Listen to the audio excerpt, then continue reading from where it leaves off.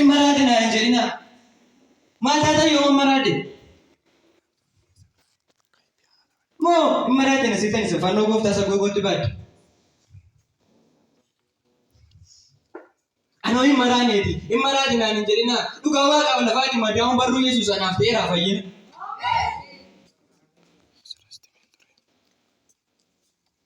Ano Imaratina Angelina. Maradu sa kamtu fanno ba de nema.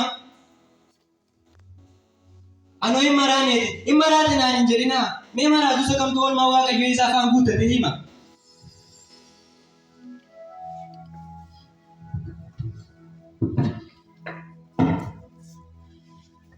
Akkasuma naan jechuun isaa ni maalo. Manaadee yookiin sokollaalee miti kana manaa kee. Yoo itti mataan kan namaaf hin dhageenye isiniin himamee maaltu narra ga'e? Ila barruun irraa sooradhuutu mismaara waraanani. Anaaf jecha sammuu addunyaa kana kalaqeetu gonfoo qoraatii baachifame. Anaaf jecha qulqulluu mudaan qabneetu hattuu gidduutti fannifame.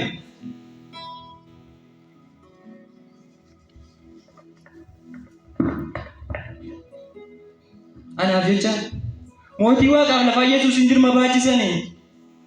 Alangaa sibiilaadhaan reebanii qaama isaa dirmammeessanii.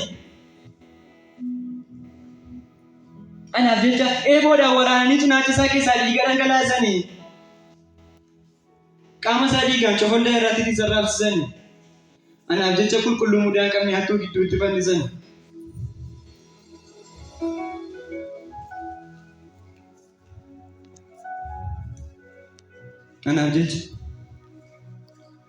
Anaaf jecha waaqa cinaacharraa nama uumee kutu cinaachisaa waraaname. Golgii ayyaana isaa waaquu nama tuffisuu beeku uffata isaatti hidhaan immoo buufame.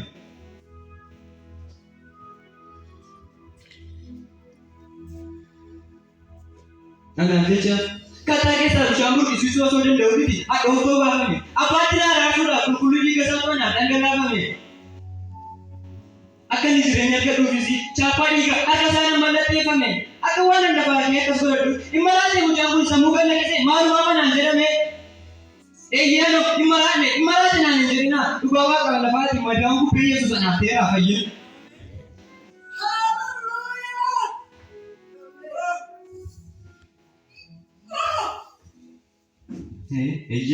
Amma imaraatee naan hin jedhinaa.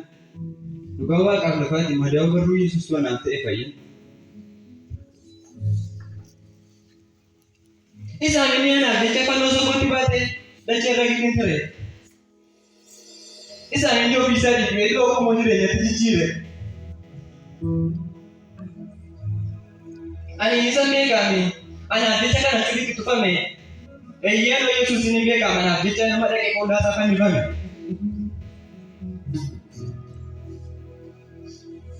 Ano isan beekame goota anaaf jecha gindilicha eedee kan dhiiga dhangalaase. Eeyyano isan beekame garaanii ta'ee lafa gubee jiru irratti hoo qabeenya kaase. Maraatumaa miti naaf badaa'eega jaalala isaa bara sanaa dhaabanii maraatuma keessee mana keenya na baase.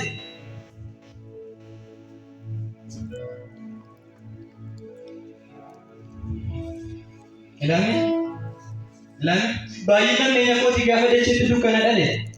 Isa amini dhufee naaf ibsa dukkanicha fincilaaf mamii malee. Na hojiidhaaf dhaqee dhaabbate minnoo mandala ciiggaasisaa laaqaatii baqaqii kan isaa yoo labsanii ani.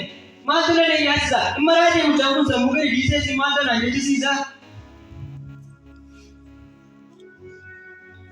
Yoon iyya caraanii jedhe ni uumaa ko. Yoon iyya caraanii garmaanii ugaale akka jedhu yaa dhabe. Kunna salphachiisuun tasa inni yoo naan jecha isaa malee fuuldura dhaqee fannoo yaabe. Waraansa koo waraananii isa tuqaman cinaacha isaarraa godaannisa oolmaa narraa biyya dhumni soonni narraa qabameen akkamittan callisa.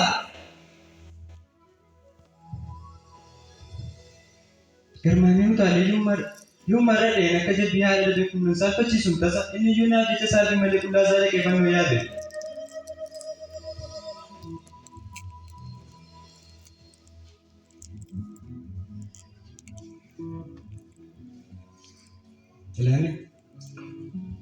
Ilame yaasama Bishaan irraan gadi dhiisee gaararra ol yaa'een beeku. Bocaan mana boolee namni duudaan isa hin jeequ. Mee maraatu isa kamii Yesuus na fayyise jedhee ni dubbatee beeku.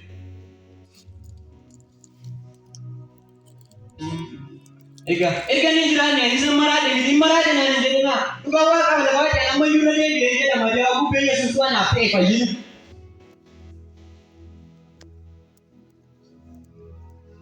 Nan joojjee moona seenaa. Maraa keessan seenaa saffannoo baay'ee waliif gadi fiigu. Abboommii isaan eegaa jira malu waajjiraan isaa galee miti dhufee tasaa jiru. Isa turi hanga deebi'ee dhufutti fannoo kun abbaatu jedhe tolee nan baadhaa fanisii ergan isaa tole jedhe.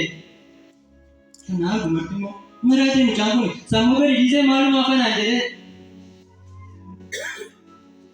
Maal taatee yaadaman? Fedha ofii sagaalalii gooftaadhaaf jiraachuun har'a maaliif haaraa ta'e dubbii sagalee waaqa naannoo geela baatu maalumaaf haaraa ta'e?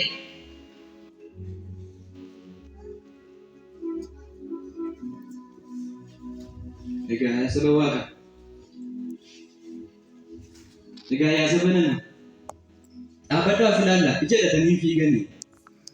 Of dagachuun gaarii miti. Mee dhaabbataan yoo yaadannaa nama fayyaadhaanis maraatudha jedhanii. Garuu immoo dhimma raadee mucaan kun sammuu gadi dhiisee sanaan jedhanii ammumaa kaasaa dhaabaa eenyuyyuu kan irraa fudhachuu hin dandeenye mee badhaasa uumaa kun naaf kenni fayyaa guutuun qaba. Galatooma.